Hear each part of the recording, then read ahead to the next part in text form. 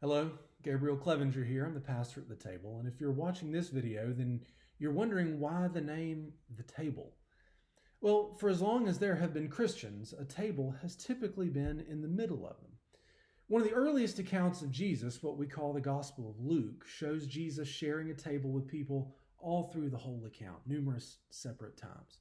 Pharisees, tax collectors, bickering siblings. Jesus tells the parable of the prodigal son in Luke and says the Father celebrates by hosting a feast.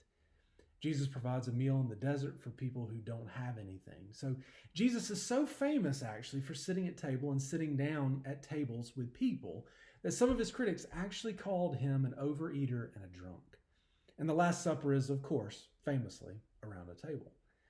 But aside from the resurrection, maybe the most striking scene we find in Luke is on the day of the resurrection when two disciples are walking confused from Jerusalem a few miles away to a city close by. And what we know is chapter 24 of the Gospel of Luke, Jesus appears to them and talks to them. Now, these two knew Jesus and they had followed him, but Luke tells us that there was something that kept them from knowing who he was. Even as Jesus set about explaining from their own scriptures the things about himself that had come true, they don't see him for who he is. Luke tells us the day is over and it's getting to be nighttime. So they arrive at their destination and invite Jesus in to eat with them because that's the polite thing to do. When they sit down, Jesus takes the bread, blesses it, breaks it, and gives it to them. And then, watch this, all of a sudden their eyes are opened actually to who he is. Now, what was it about that moment that was different from the likely couple of hours that they had just spent talking with him already? As a Christian, Luke knew this to be true, that you learn things and you know people better across a table than any other way. Luke is giving us many layers of truth here. These two, even though they knew Jesus, were not captivated or moved by the information about him. Now, that information was not lost. It was everything that Jesus had told them was true, but that didn't open their eyes to who he was. Now, Luke writes that they said to themselves once their eyes were opened, weren't our hearts burning within us as he was talking to us on the road? So when their eyes were opened to Jesus, all that information that he had told them and unpacked for them was brought back to bear on their existence and on their mind. Now, this means a lot to our current world.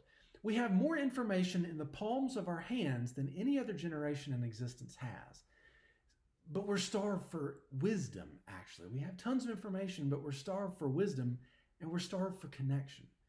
A lot of people see Christianity as getting the right information, and information is important. But just like the two disciples in Luke's account, the information without eyes to see doesn't do you a whole lot of good. There's a saying that I think is true. You learn better in circles than in rows. A lot of people have sat in chairs or desks or rows and heard a lot of information about Jesus, but they lack that experience of sharing time and table in such a way that their eyes are open to who he really is. So at the table, we look to provide environments around tables where you can ask questions, see how to live a life of following Jesus beyond having the right information, but including that. This happens in homes and coffee shops in very informal ways. It also happens in gathered worship. We celebrate the communion each week we gather, as Christians have since our beginning. So whether in a house for supper, a shop for coffee or drinks, or in a gathering of worship with bread and wine, there is a place for you to meet and have your eyes opened to Jesus at the table. I hope to talk to you soon. Even better, I hope to see you soon. God bless you.